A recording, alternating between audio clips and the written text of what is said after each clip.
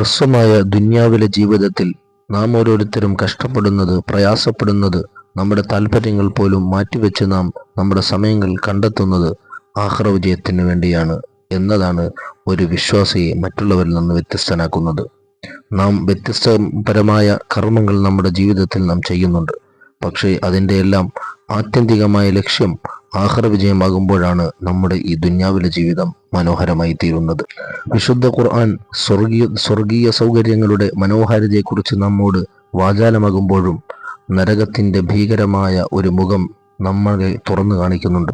വളരെ പേടിയോടുകൂടിയല്ലാതെ നരകത്തെ നമുക്ക് കേൾക്കാൻ കഴിയുകയില്ല. എന്നാൽ നരകത്തിൽ നിന്ന് നമുക്ക് രക്ഷപ്പെടണമെങ്കിൽ ഹബീബായ റസൂലുള്ളാഹി സ്വല്ലല്ലാഹു അലൈഹി വസല്ലമ തങ്ങൾ പഠിപ്പിച്ചൊരു ഹദീസിൽ നമുക്ക് കാണാം, മൻ ഹാഫള അലാ 4 റകഅാത്തിൻ ഖബ്ല അദ്ദുഹ്രി വ4 ബഅദഹ ഹറമഹുല്ലാഹു തആല അലന്നാർ. ളുഹറിന് മുമ്പ് 4 ശേഷം 4 റകഅത്തുകൾ ആരെങ്കിലും കൃത്യമായി നിർവഹിച്ചു പോർന്നാൽ നരകം അവർക്ക് അല്ലാഹു തആല നിഷിദ്ധമാക്കുമെന്ന് ഒരിക്കൽ പോലും കളവിനെ കുറിച്ച് ചിന്തിച്ചിട്ട് പോലുമില്ലാത്ത ഹബീബായ മുഹമ്മദ് റസൂലുള്ളാഹി സ്വല്ലല്ലാഹു അലൈഹി വസല്ലമ തങ്ങൾ നമ്മെ പഠിപ്പിക്കുന്നുണ്ട്.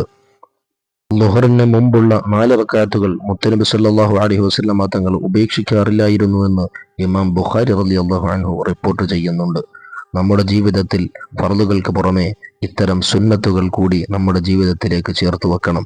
ഇത്തരം സുന്നത്തുകളാണ് നാളെ നമ്മെ നരകത്തിയിൽ നിന്ന് രക്ഷപ്പെടുത്തി സ്വർഗീയ ലോകത്തേക്ക് ആനയിക്കാനുണ്ടാവുക. അള്ളാഹു നല്ല ഖൈറായ ജീവിതം നയിച്ച് നബി സല്ലല്ലാഹു അലൈഹി വസല്ലമ തങ്ങളുടെ തിരുചര്യകളെ പിൻപറ്റി അള്ളാഹുവിലേക്ക് അടുക്കുന്ന നല്ല മുത്തഖീങ്ങളിൽ ഉൾപ്പെടുത്തി അനുഗ്രഹിക്കട്ടെ. ആമീൻ യാ റബ്ബൽ ആലമീൻ.